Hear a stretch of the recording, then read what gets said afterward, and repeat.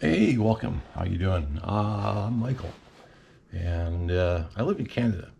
So you want to come to Canada? Well, I think it's February 1st today. It's absolutely gorgeous month of the year to live in central Canada, Winnipeg to be precise, and things usually get pretty interesting in February.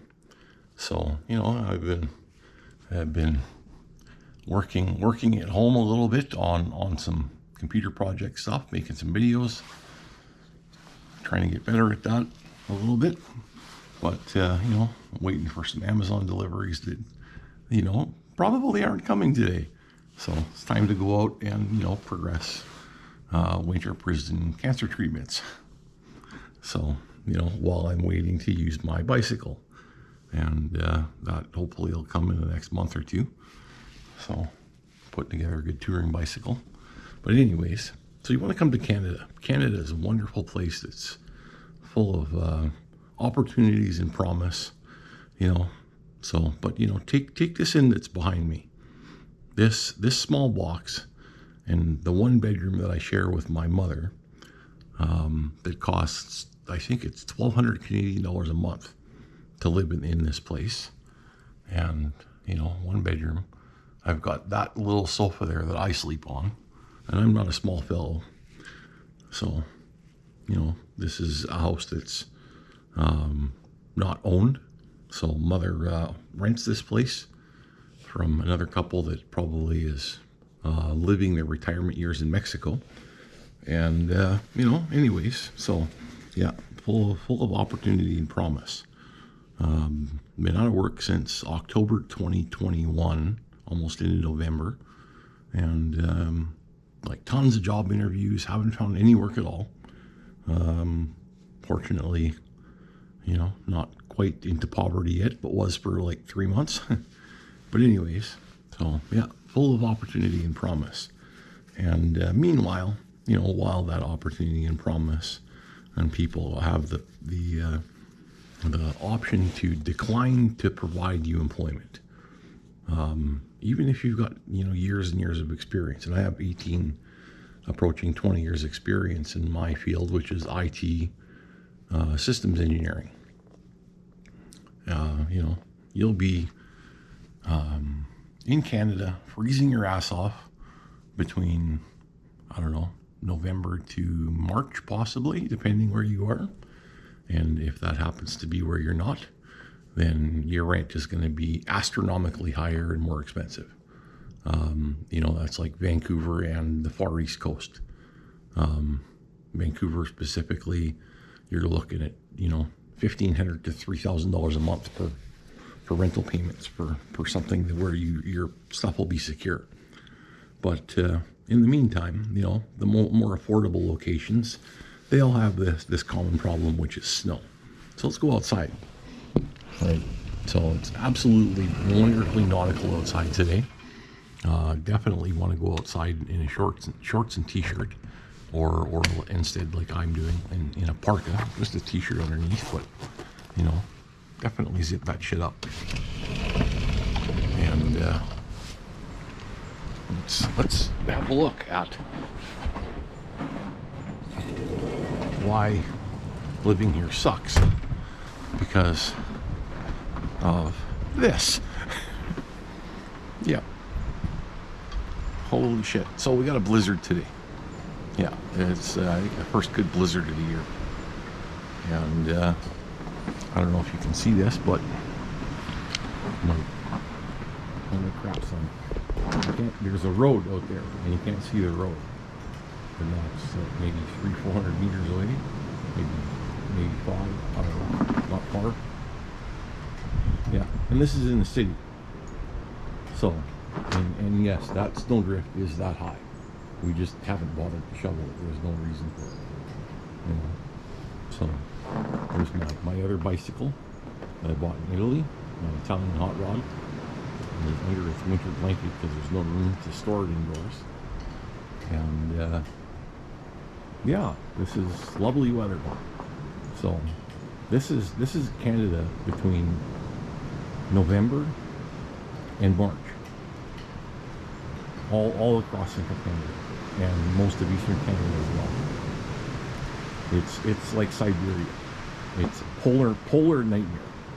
If you can't afford to live here, nobody is willing to help you or willing to, or the government is unwilling to help you, you will freeze to death. So the temperature outdoors today is only, I think, -5. But, you know, a week, 2 weeks ago, it was like -40. And skin will freeze in seconds. So, yeah. Like, there's actually a parking lot with a school over there. A little elementary school. And, yeah, we're kind of in a bit of a sheltered spot here, out of the rain. But clearly you can see if you're not,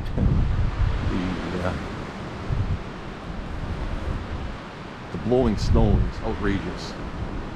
So, yeah. So, anyhow, seriously, if you're feeling down and out, try spending 5 months of the year, every single year, indoors, because being anywhere else is unenjoyable. Physical sports activities, not enjoyable. It's freezing cold. If you sweat, you get hypothermia. You know, there are hardy, adventurous people out there that, you know, have an income to buy the proper equipment to do that, but that is also extremely expensive to do that. So, like some of the gear for alpine mountaineering, like mountain climbing, like Everest, for example, or something. Just the outer suit for that is $1,000 for the suit. So another $1,500 for a tent, you know. So that's a month's rent for living in Canada for just that one piece of equipment. And I had a really good job for 6 months. I was making $65,000 a year. So I was pulling in about 4,000 Canadian a month. And after my expenses and my rent, I had about $1,000 a month left over to spend. So that bicycle took me 2 months to buy it, and that's on that salary. So it's incredibly expensive to live here, and the opportunities for employment are just being ruined by human resources agencies that are cherry picking, you know, candidates to their advantage, so that they can get higher return on incomes. So there's like human resources agencies, I guess, here in Canada as well, and perhaps other places around the world. I'm not sure so much whether they're legal everywhere. I'd be curious to figure out if that was the case. But they will accept resumes from hundreds of candidates for a job position for their client, and their client will pay them, you know, 20-40% more than the salary that they'll pay the employee, and they're a subcontractor, or you know, it's a contract term position or something. And frankly, that's pretty dodgy. And every time I've ever applied to work with one of those places, it's come, you know, nothing good has come out of it. So it's just been run around and never hear from anybody. So they seem to be closing these positions. Perhaps maybe it's just a smoke and mirror show. But yeah, and meanwhile, yeah, you know, it's February 1st, and if I didn't have a sofa to sleep on, I would freeze my ass off. Literally anywhere else in the world that's not so far north would be a better place to be.